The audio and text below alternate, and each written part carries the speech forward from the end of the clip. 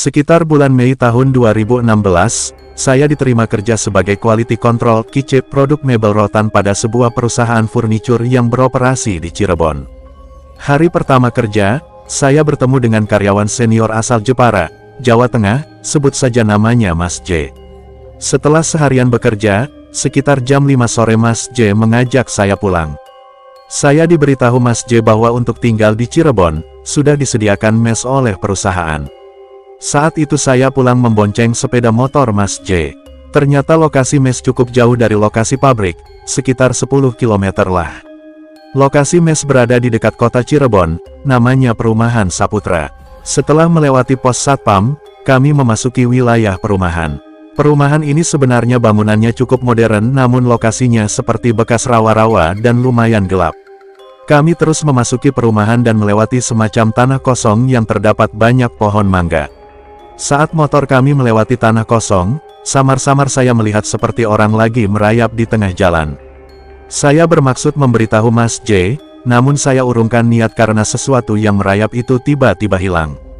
Kami terus jalan dan sampai di mes. Saya tidak cerita kejadian tadi kepada Mas J. Oh ya, ternyata saya dapat fasilitas sepeda motor untuk menunjang aktivitas kerja. Sepeda motor yang saya gunakan adalah motor bebek Yamaha Vega keluaran 2011. Keesokan harinya kami berangkat kerja menggunakan sepeda motor sendiri-sendiri. Di hari kedua hingga hari ketiga, tidak ada kejadian apa-apa setiap pulang menuju mes. Nah, di hari keempat pas hari Kamis, Mas J langsung melepas saya pada sebuah pabrik rotan, dan Mas J sendiri bertugas di pabrik lain. Saya pulang agak malam, kalau nggak salah sekitar jam 8 malam. Singkat kata, setelah mampir-mampir dulu main ke rumah teman, sekitar jam 10 malam saya sampai di lokasi perumahan.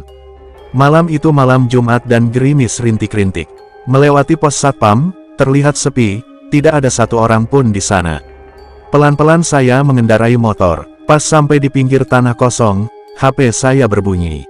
Saya pun menepikan sepeda motor dan mematikan mesin untuk menerima telepon. Setelah selesai menerima telepon, saya bermaksud menyalakan kembali sepeda motor. Namun di starter berkali-kali motor tidak mau menyala. Tiba-tiba seperti ada bayangan lewat di pinggir saya sambil meniup telinga sebelah kanan. Saya baca basmalah lalu mengengkol starter manual. Jegluk, brumim, alhamdulillah motor mau menyala. Tapi baru saja kaki menginjak gigi satu dan belum jalan, di samping motor, di atas aspal terlihat seperti jari tangan tapi besar-besar. Saya nggak berani nengok ke kanan, dan langsung saja jalan. Baru saja motor jalan sekitar 5 meter, tiba-tiba sesuatu yang hanya terlihat jarinya saja itu seperti melompat dan menempel di dinding pinggir jalan. Makhluk tersebut terlihat seperti kelelawar tapi cakarnya besar dan nempel di tembok. Antara konsentrasi melihat jalan di depan dan perasaan takut dengan menengok ke kanan ke arah makhluk yang merayap di tembok itu, saya terus jalan dan hampir jatuh pas di tikungan. Belum habis perasaan takut merubung badan, tiba-tiba terdengar suara jegukan anjing, goh. Goh, motor saya kepeleset dan jatuh tepat di pinggir kandang anjing. Asu, bikin kaget saja. Sambil memberdirikan sepeda motor, saya tengah tengok, khawatir kalau makhluk yang merayap tadi masih mengejar. Setelah motor berdiri, langsung saya tuntun agak sedikit berlari menuju mes. Sampai di depan gerbang mes, saya berhenti sejenak dan mengatur nafas.